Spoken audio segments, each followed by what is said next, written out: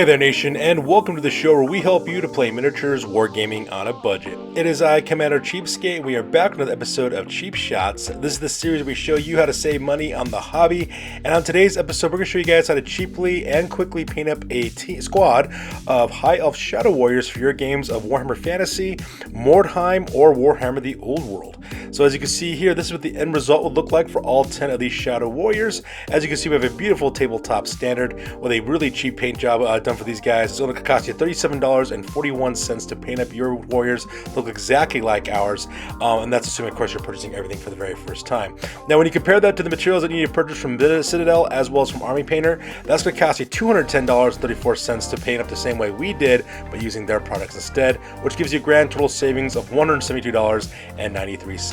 So that being said, let's go show you guys how to cheaply and quickly paint up some Shadow Warriors for your games of Warhammer. So the first thing you need to do, of course, is to assemble your miniatures. Now, these miniatures that I purchased, I've actually purchased them secondhand. So if you notice, a lot of these guys have some kind of weird things going on. First of all, they don't have quivers on their back. At the same time, if you look at their hands as well, some of these guys are actually carrying some of the magical arrows that are used by the Sisters of Avalorn. Unfortunately, I really didn't have a choice in that because that's how these guys came assembled, but I was able to get all 10 of these guys for 10 bucks, so I'm really not too complaining about that too much. So because of that, that's why I kind of assembled just a little bit differently as well. If you notice as well, when it comes to the bases, I've actually textured their bases a little bit differently, and the reason why is because I plan on using these Shadow Warriors not necessarily for Warhammer, but for Mordheim, the skirmishing game. And the reason why that's the case, and you notice I have like little boulders on their bases, and the reason why is because I'm planning to combine these guys with Miari's Purifiers, which is a warband from Warhammer Fantasy. Warhammer Underworlds, which is for the Lumineth Realm Lords, and they have like these stone bases that they stand up on. So I want to do exactly the same thing with my miniatures, and so that's the reason why they have that. So for the texturing on this one, we're going to use some milliput instead in order to create those boulders. Milliput's a really easy to manipulate epoxy putty. It's a 2-point epoxy putty. Costs $7.99. I just put out a roll of that stuff, made some little individual boulders, and stuck them onto the bases. And then from there, I then covered them with wood glue after the milliput dried, dusted them with some sand from the outside, and then put a mixture of water as well as wood glue into a slurry, and then place it over the texturing to create an airtight seal. Now, if you were to do the same thing from Army Painter as well as Games Workshop's Citadel line, you'll need to buy a kit called Army Painter Basing Set, which is going to cost you $18.99, as well as Asher Granite for the texture, which is going to cost you $7.08 on top of that as well. And that's all I did for the texturing on this. Just made some milliput with some sand and some wood glue, and then we're done. And then of course, the next thing you gotta do, of course, is to prime your miniatures. In this case, I use Rust-Oleum Flat White Primer. I get this stuff from my local Walmart for $3.99. Just do a real quick once over with the primer, so that way you have a nice surface for your paint to adhere to. Priming is an important step in miniatures painting because priming allows your acrylic paints to adhere to the miniature. At the same time, the base coat that you put on these guys with your primer does have an impact on the vibrancy of your colors. Traditionally speaking, if you want a more vibrant color, you should stick with white primers. If you want to go with a darker color scheme, you go with black primers. And if you want something that's kind of like in the middle, you go with gray primers. And since I'm doing a quick paint method with this paint job, I'm going to be using oil wash that's going to really darken down the value of the colors I use. I'm going to go with a white primer on this one. So once you get your miniatures assembled, textured, and primed, next thing you got to do now, of course, is start doing some base coating.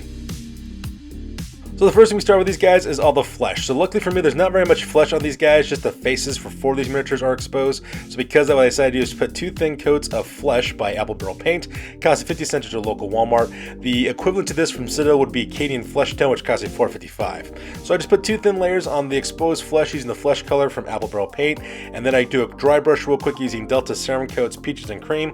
That stuff costs 65 cents at your local Hobby Lobby. The Citadel equivalent would be Flayed One Flesh, which costs you $4.55. Now, dry brushing is important because what it does, it creates the illusion of depth on your miniatures. By dry brushing your miniatures, what ends up happening is that the pigments of the brighter colors adheres to the raised surfaces of the miniature, allowing the darker colors to stay in the recesses while the highlighted portion for the elevated portions of the miniature. It creates the illusion of depth in your miniatures, and it's a nice way of making that extra level of depth to your miniatures as well. Now, I will warn you, if you do dry brushing quite a bit on your miniatures, it's going to have like this kind of pastel, kind of chalky texture to your miniatures. Don't stress out if you do see that, because when we get to the oil washing scene, that's going to eliminate that texturing. It's also going to smooth out the transitions between our base coats as well as our dry brushes. And now it's time for us to talk about the clothing for these guys. So these are Shadow Warriors. They do have a lot of robes and stuff like that. They mainly have sleeves and pants and tunics and stuff. So because of that, what I decided to do was to divide the squad into 2 5-man units, so that way there was some variety of colors going on with these uniforms as well. Now traditionally, whenever you paint High Elves, usually they have a white color scheme going on for High Elves, but these guys are Shadow Warriors. They're from an island called Nagaryth, which is north of Ulthuan, which is the place they're from.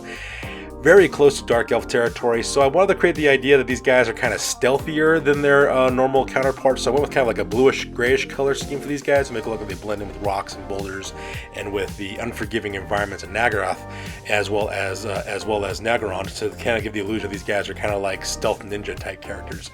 So because I used 2 different colors, I used Sky Blue by Apple Barrel Paint to paint up half the squad, and I used Mermaid Blue by Delta Serum Coat for the other half of the squad. The Mermaid Blue you can purchase from your local Hobby Lobby for 65 cents, while the Sky Blue I get from my Walmart for 50 cents.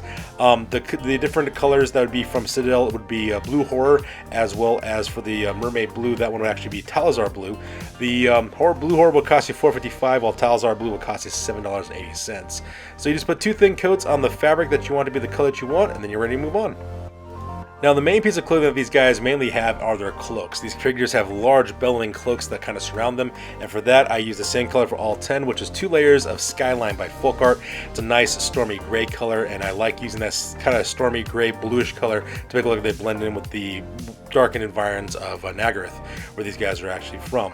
Now that stuff will cost you 75 cents at your local Hobby Lobby. The other color equivalents from Games Workshop would be Rust Gray, which runs you $4.55 on that. You just put 2 thin layers around the collar of the cloak as well as the cloak behind them, and once you got your 2 layers done, you're pretty much set to go. In fact, if you look in the background there, you can see the Miari's Purifiers, which are the guys I painted alongside these guys to kind of create the same kind of look and motif for both groups. So now that we're done with the fabric for these guys, the next thing you need to do, of course, is a dry brush. We do an all-over dry brush on all the blue clothing we painted with Anita's acrylic slate blue. You can get this at your local Hobby Lobby for about 65 cents. The color for this, that would be the equivalent to this one from the guys over in Games Workshop, would be Fenrisian Gray at $4.55. Now all you gotta do, of course, is a real quick dry brush with the slate blue over the cloaks as well as the clothing that we painted earlier. What that's gonna do is gonna catch on the raised surfaces of the fabric with the folds of the fabric while leaving those darker colors in the recesses, adding that level of dimensionality as well as depth in the miniatures, which make it look really awesome. So now that we're done with the clothing, the next thing we need to work on now are all the leather goods. So these guys actually have quite a bit of leather goods on them. They're wearing gauntlets as well as boots. These boots actually go up to their thighs, so because of that, it's going to be really simple for us to use. We use Burnt Umber by Apple Barrel Paint. It's a beautiful dark brown color as well, and all it costs you 50 cents at your local Walmart. The Games Workshop equivalent to this would be a color known as Wildwood, and that's going to cost you $7.80. So all you got to do real quick is just focus on the boots as well as the gloves. Paint those in 2 thin layers of Burnt Umber, and once that dries, the next thing you do, of course, is a dry brush.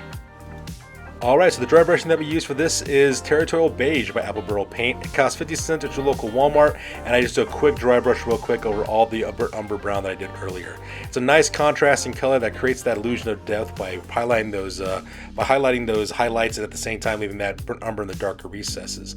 Now the equivalent to this color for Games Workshop would be Baylor Brown, which would cost you $4.55. So $4.05 being saved on every one of these tubes of paint for the most part. And oddly enough, once you're done with the brown and the leather on this one, most of the miniature is pretty much done. All you got to focus on really is on the details as well as the metallic elements. So the first detail that we're going to work on, of course, is the hair on the 2 miniatures whose heads are exposed in this one. So because of that, what I decided to do was to paint out the guys, half the squad in blonde hair, while the other half of the squad would be done in black hair. For the blonde color, I used King's Gold by Apple Barrel Paint, as well as Pavement Paint by Apple Barrel Paint for the dark hair, and that's going to cost you 50 cents per tube. The equivalent colors for this for Pavement would be Eshin Gray for that one, and for King's Gold would be Everland Sunset, and both of those cost $4.55. All you gotta do is just do the once over real fast with both colors with two coats apiece, and once you're done with that, we can move on to the rest of the other details. Alright, so now it's time for us to move on to the metallic elements. So for example, these are going to be things like the chainmail, as well as the swords, as well as their helmets, and all the stuff that we'll make it done in silver. Now once again, I broke up the squad into 2 halves. The first half is going to be done in Gunmetal Gray by Folk Art, so it costs 75 cents at your local Hobby Lobby. It's a nice dark gunmetal color, and I decided to go with Anniversary Silver for the other half of the squad, which is more of a vibrant, almost kind of a bluish silverish color is what the Anniversary Silver is, and that also costs 75 cents at your local Walmart as well. Now there their colors for their Games Workshop counterparts, for gunmetal gray would be Lead Belcher, and Ironbreaker for the Anniversary Silver would be their closest equivalents to that. All you gotta do is pick out things like the blades of their swords, the fish scales of their armor, any part that you want to be silver, like the helmets and such. You just put 2 thin layers of the silver elements, and then we move on to our next metallic color afterwards. So the next color that I use for the base coat is Emperor's Gold by Deco Art. That costs you about 65 cents at your local sorry, not 65 cents, 75 cents at your local Walmart. The Games Workshop equivalent would be Retributor Armor, which costs you $7.80 instead. So what I decided to do is put 2 thin layers of Emperor's Gold on the elements that I want to be gold on my fighters. So for example, like the hilts of the swords and the handles of the swords, for example, I picked out 2 thin layers of Emperor's Gold. Same thing with the cummerbund, I guess is what you would call it, the belts that they have covering their chests as well as their midriffs. I painted the entire thing gold, and the reason why is because I will be putting different colors inside of that cummerbund crossing their chest with different colors, but I just find it easier if you paint the entire thing gold and then pick out the details later. Makes it a much easier process in order to do so. So I just paint those cummerbunds gold as well as the hilts of the weapons and such, and then once we're done, I'm going to switch up the metallics to a different color because we're going to add some fine detail to their armor. Now the fine detail I'm talking about are not only the cummerbunds that they're wearing, but also the rims and the edges of their chainmail cloaks that they're wearing. Now, High Elf miniatures are some of the most frustrating miniatures I ever painted when I was younger because of that thin rim of color along the edge of their chainmail cloaks. Anybody who's ever painted High Elves before knows exactly what I'm talking about. There's this thin ribbon of texture around the edge of each of their cloaks that you got to pick out in a different color. Now in this situation, I use Bright Blue by Apple Barrel Paint. It costs you 50 cents at your local Walmart. Their equivalent to Bright Blue would be Techless Blue, and made by Games Workshop, which costs you $4.55. Now the reason why I do this, and this is one of the reasons why I don't like painting High Elves too much, because of that rim of color.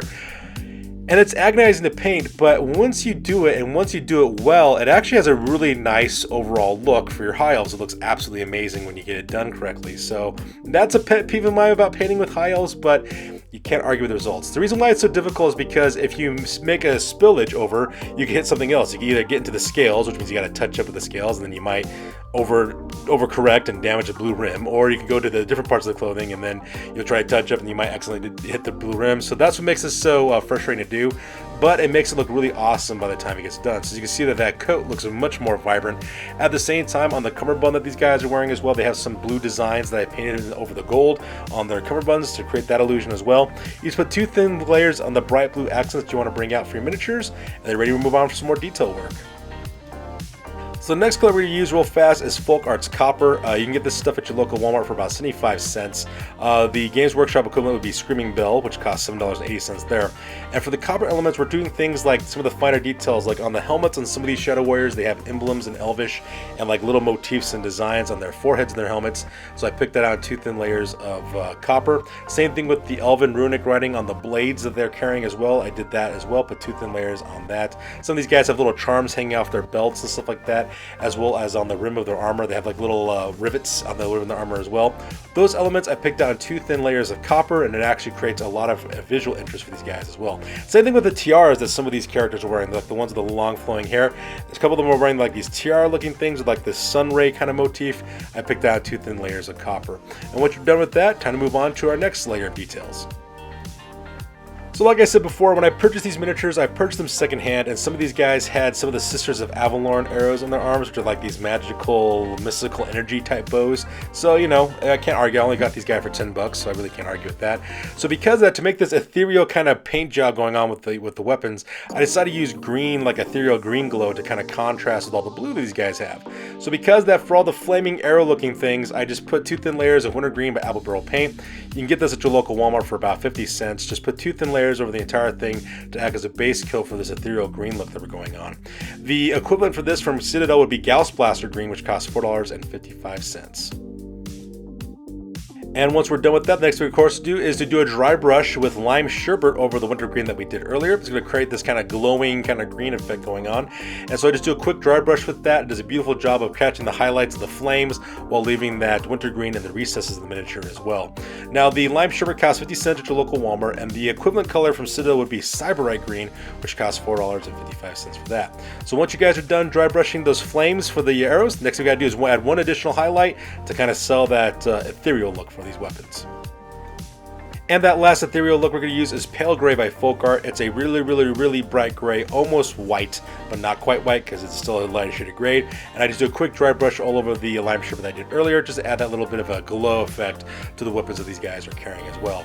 Now, the Folk Art Pale Gray costs 75 cents at your local Walmart. The Games Workshop equivalent to this would be Ulthuan Gray, which runs $4.55. So once you're done dry brushing the flaming arrows, next we got to do now is start working on some of the gemstones that are on these miniatures. So these miniatures do have quite a bit of gemstones, both on the emblems on their helmets as well as on their cummerbunds on their body armor. They also have a couple of gemstones on their weapons and so on. So any kind of gemstone that these guys have, I decided to pick out that detail in Tuscan Teal by Apple Barrel Paint. It costs you 50 cents at your local Walmart. Just put 2 little thin layers of Tuscan Teal on all the jewels, and then we're pretty much done with the miniature. And that from that point we can move on to the bases.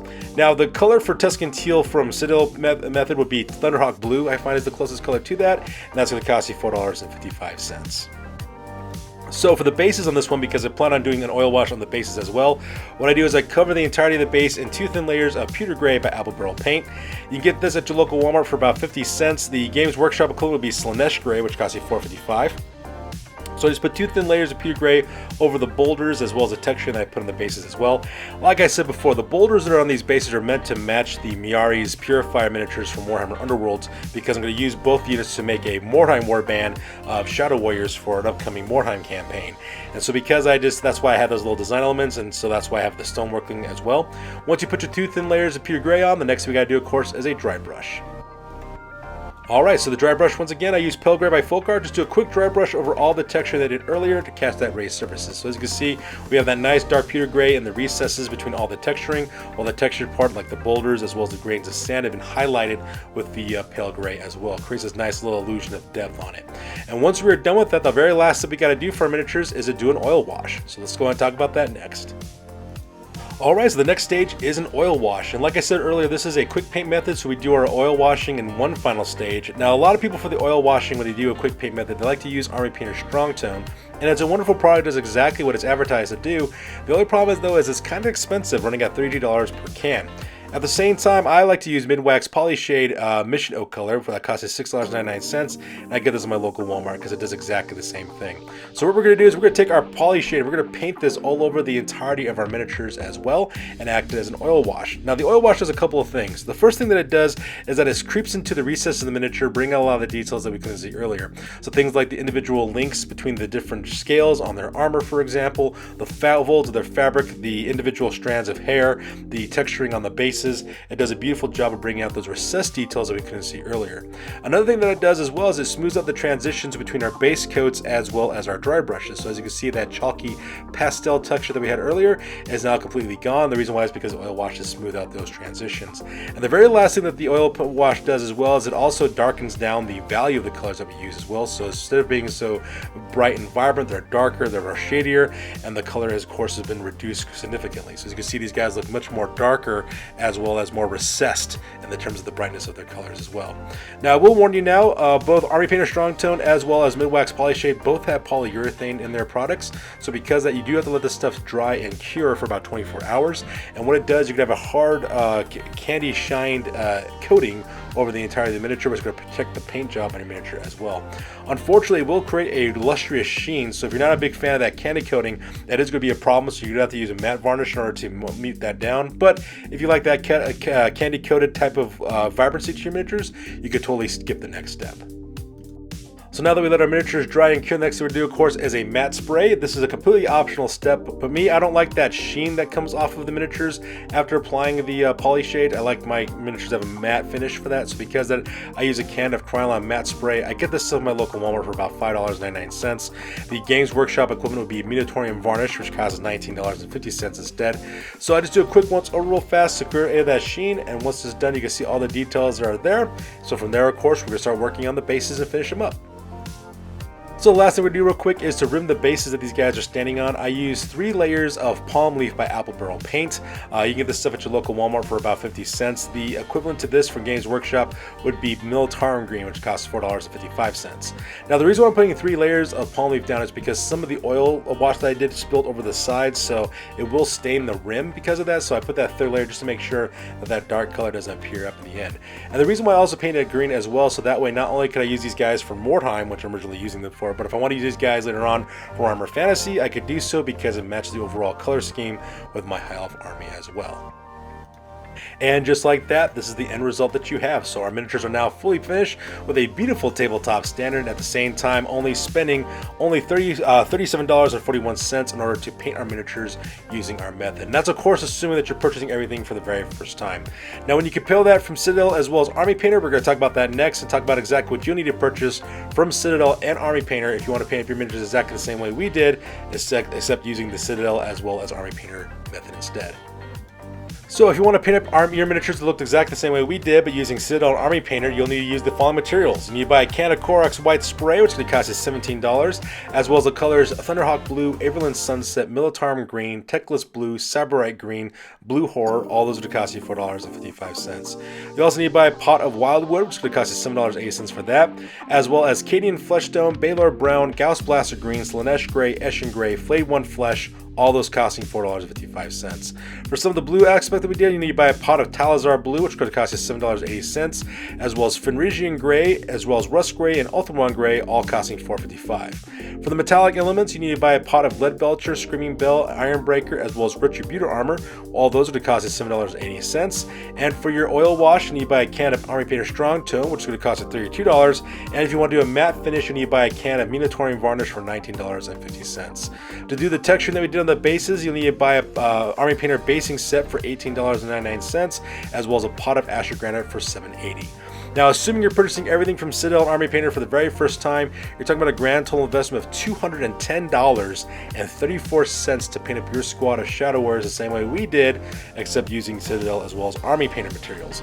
Now, when you compare that with our Cheapskate method, which only costs $37.41, you know, with a grand total savings of $172.93 being saved by painting up your miniatures using the Cheapskate method. So there you guys have it. That's how you can quickly and cheaply paint up a squad of Shadow Warriors for your games of Mordheim or Warhammer Fantasy or Warhammer the Old World. As always, please feel free to like, comment, and or subscribe. Your guys' input is invaluable to us as always. Also check us out on Facebook, Instagram, as well as blog.com for all the latest greatest hobby news related to your channel. That's going to do it for this one, you guys. We'll catch you guys next one. Keep it classy, keep it cheap. We'll catch you guys next one. See you later.